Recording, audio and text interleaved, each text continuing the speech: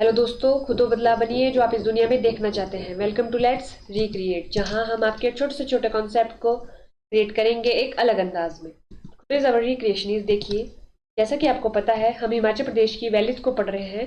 हम हिमाचल प्रदेश की किन को पढ़ रहे हैं? घाटियों को पढ़ रहे हैं। और उसमें भी अब तक हमने कौन कौन सी घाटियां कवर कर दी है? हमने अपनी सतलुज घाटी कवर कर दी है। हमने उसके बाद क्यारादून, जिसे पौंटा घाटी भी बोलते हैं, वो भी कवर कर दी है। कांगड़ा की सारी घाटियां हमने कवर कर दी है। कुल्लू, मंडी, लाहौल एंड स्पीति, इन सब की हमने सारी की सारी वैल्यूज जो है वो कंप्लीट कर दी है। आज हम देखेंगे अपनी, हमने किन्नौर की वैलीज को भी हमने कंप्लीट कर दिया है। आज हम देखेंगे अपनी शिमला डिस्ट्रिक्ट में हमारी कौन कौन सी वैलीज है जो अब तक प्रीवियस ईयर पेपर में पूछी गई है, और ऐसे कौन कौन से इंपॉर्टेंट उनसे रिलेटेड तथ्य हैं जो पूछे गए हैं। तो चलिए शुरू करते हैं। ये रहा हमारा प्यारा हिमाचल प्रदेश। ये हमारा लेक्चर नंबर 1 है, जिसमें हमने ओवरव्यू लिया था कि अगर हिमाचल प्रदेश में वैलीज है तो उनका डिस्ट्रीब्यूशन हिमाचल प्रदेश के मैप पे किस तरह से है। उसके बाद हमने पढ़ी सतलुज वैली। एक बार ओवरव्यू लेते हैं। ये सतलुज वैली पढ़ी हमने। उसके बाद हमने पढ़ी क्यारादून और पौंटा वैली। उसके बाद हमने पढ़ ली कांगड़ा में उपस्थित जितनी भी वैलीज थी। उसके बाद हमने पढ़ी थी अपनी कुल्लू की वैली, मंडी की वैली, लाहौल एंड स्पीति की वैली, फिर किन्नौर की वैली पढ़ी थी हमने, चंबा की वैली पढ़ी थी। देखिए, ये वाली सारी की सारी डिस्ट्रिक्ट हमारी कवर हो चुकी है। ठीक है।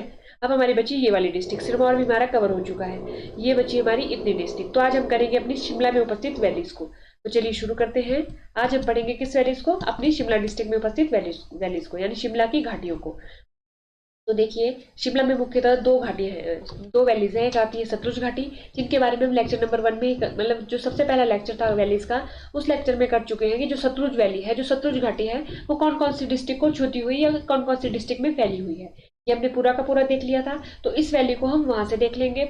आज हम करेंगे अपनी पब्बर वैली को, यानी शिमला में एक और वैली है सतलुज के अलावा, पब्बर वैली, जो इसकी मुख्यतः अपनी वैली है। देखिए, सतलुज तो कई डिस्ट्रिक्ट में डिस्ट्रीब्यूटेड है, यानी कि वो किन्नौर से शुरू होती है, शिमला, कुल्लू, मंडी की बाउंड्रीज को टच करती हुई, सोलन, शिमला की, वहां से उसकी सहायक नदियां आती है, उसको टच करती हुई फिर बिलासपुर से हमारे को छोड़ के चली जाती है, यानी हिमाचल प्रदेश को छोड़ के चली जाती है। तो ये तो बहुत सारे डिस्ट्रिक्ट को कवर कर रही है, लेकिन जो हमारी पब्बर वैली है ये मुख्यतः कहाँ है? हमारे शिमला में है। तो चलिए देखते हैं। ये रहा शिमला का लार्ज व्यू में मैप। तो इसकी चारों तरफ की सीमाएं कुछ इस प्रकार से है। ये मंडी के साथ, ये किन्नौर के साथ, ये सोलन के साथ, ये सिरमौर के साथ, ये उत्तराखंड के साथ अपनी सीमा साझा करता है, और ये कुल्लू के साथ भी।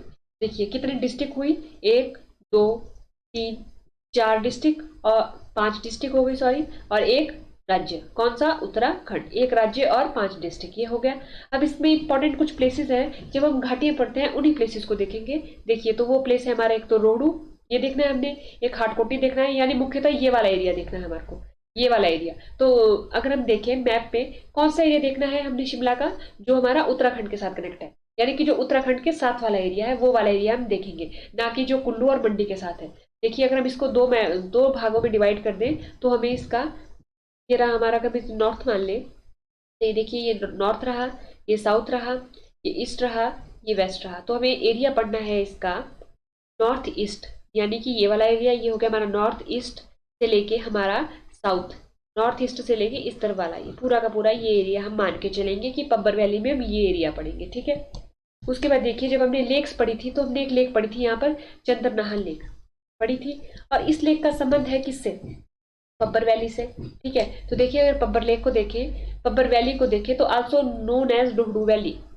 अगर हम पब्बर वैली की बात करेंगे तो ये क्या बोली जाती है? रोडू वैली भी बोली जाती है। तो देखिए, रोडू इधर आ रहा है, और हमने क्या बोला था, हम बात ही इस तरफ वाले एरिया की करेंगे, तो ये क्या है? रोडू वैली भी बोला जाता है इसको। This extend for from Hatkoti up to Tikri at the base of Chansal. के चंद्रनाहन जो लेक है वो कहाँ से निकलती थी? चांसल चोटी। तो हमने बोला था कि चांसल चोटी कहाँ, यही कहीं है, तो उससे निकलती थी हमारी चंद्रनाहन लेक। ठीक है। तो अब देखिए अगर एक बारी, तो देखिए हाटकोटी कहाँ है, आपको मैप में दिख रहा होगा हाटकोटी लिखा हुआ, ये रहा हमारा हाटकोटी।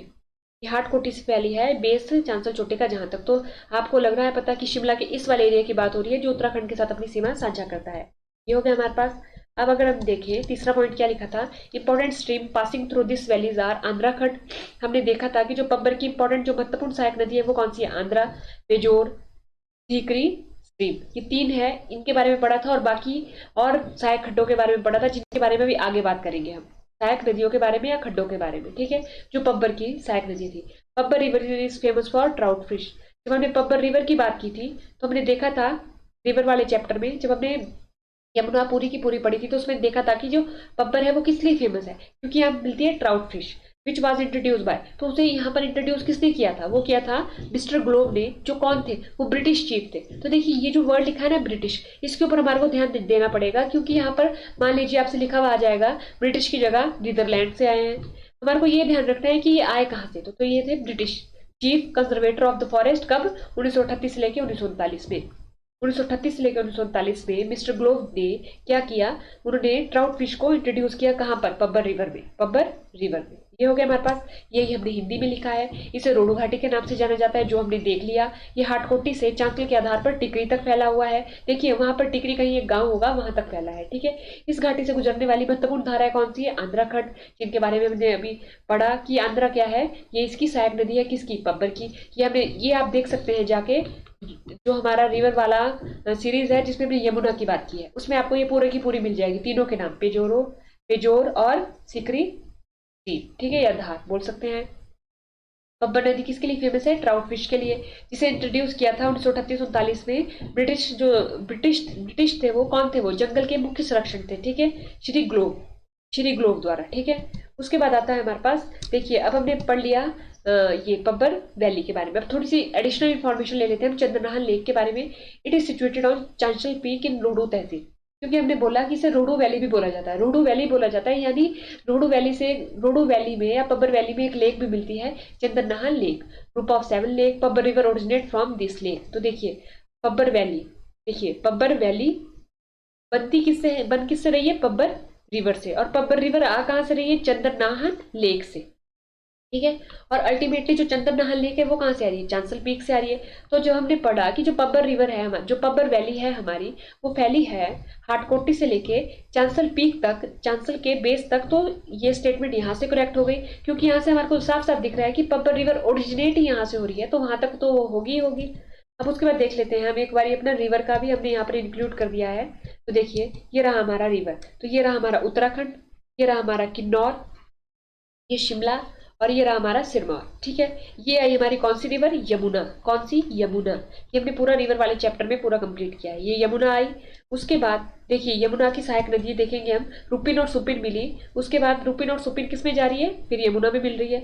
ये क्या बनाती है, रुपिन आई, सुपिन आई, इन्होंने क्या बनाई, टॉन्स रिवर बनाई इन्होंने, टॉन्स मिलके ये यमुना में मिल गई। अब देखिए शिमला से आई, चांसल पीक से ओरिजिन हो रहा है किसका, पब्बर रिवर का, ये आई हमारी पब्बर रिवर, ये पब्बर रिवर आई। और ये इसकी सारी की सारी सहायक नदियां, जिनके नाम अभी हमने स्लाइड में देखे, ये रही हमारी सारी की सारी सहायक नदियां।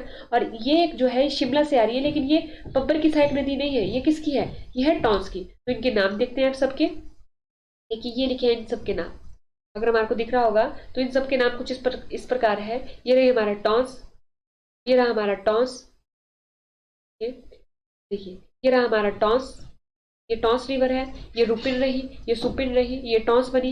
ये चक्राता त्यूडी में जाके किस में मिल गई, पब्बर रिवर हमारी टॉन्स में मिल गई। ये मीनास हमारी किस में मिल रही है, टॉन्स में मिल रही है। अब बारी आती है हमारी पब्बर, पब्बर आई, पब्बर कहां से आ रही है, चांसल पीक से ओरिजिन हो रहा है किसका, चंद्रनाहन लेक का, और लेक से ओरिजिन हो रहा है पब्बर रिवर का।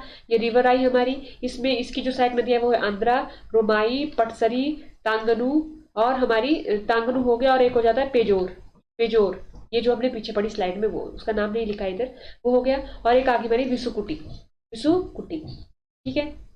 ये इसकी सारी सहायक नदियां हैं। और उसके बाद जो टॉन्स है वो कालसी में जाके हमारी यमुना में मिल जाती है। तो ये था हमारा इसका पब्बर का रिलेशन किसके साथ, यमुना के साथ। तो देखिए पब्बर जो वैली है वो बहुत तरीके से इंपॉर्टेंट है। पब्बर से हमारी पब्बर रिवर भी पढ़नी पड़ती है हमें। जब हम पब्बर वैली को पढ़ेंगे तो पब्बर रिवर को पढ़ेंगे, जब पब्बर रिवर को पढ़ेंगे तो हम चंद्रनाहन लेक को भी पढ़ेंगे। और जब हम चंद्रनाहन लेक को पढ़ लिया और उसके बाद हमने पब्बर रिवर को पढ़ लिया, तो हमारे को अल्टीमेटली टॉन्स को पढ़ना पड़ेगा, और टॉन्स को पढ़ने के बाद हमारे को यमुना को पढ़ना पड़ेगा। तो ये इंटरकनेक्ट है एक दूसरे के साथ, ठीक है। ये सारे के सारे टॉपिक इंटरकनेक्ट है एक दूसरे के साथ। अगर हम एक को पढ़ेंगे तो दूसरे को भी हम टच करते हुए चलेंगे। बाकी ये हमने वैसे ही हिंदी में पूरा का पूरा स्लाइड तैयार की है जैसे हमने इंग्लिश में तैयार की थी। तो देखिए ये पूरी की पूरी हमने नाम लिखे हैं हिंदी में, ये रहे, देखिए ये रहा हमारा, जैसे हमने लिखा ये टॉन्स, ये अभी हमने पिछली स्लाइड में देखा, चक्राता त्यूणी, ये विश्वकुटी, ये पब्बर रही, ये आंध्रा, रोमाई, पटसरी, तांगनू। उसके बाद ये मीनास जो टॉन्स में मिल रही है, और जो टॉन्स जो है वो यमुना में कालसी में मिल रहा है। तो आज हमने की अपनी पब्बर वैली। पब्बर वैली बहुत इंपॉर्टेंट वैली है क्योंकि इससे सवाल पूछे गए हैं। इससे एक बार ये सवाल पूछा गया है कि इसमें जो पब्बर रिवर में जो ट्राउट फिश है वो किसने इंट्रोड्यूस की, तो वो की मिस्टर ग्लोब ने। मिस्टर ग्लोब कहाँ के थे? ब्रिटिश के थे। और कब की थी? 1938 से लेके 1939 के बीच में। ठीक है। तो आज के लेक्चर में हमने पढ़ी अपनी पब्बर वैली। आज के लेक्चर में इतना ही। थैंक यू एंड देखते रहिए लेट्स रिक्रिएट।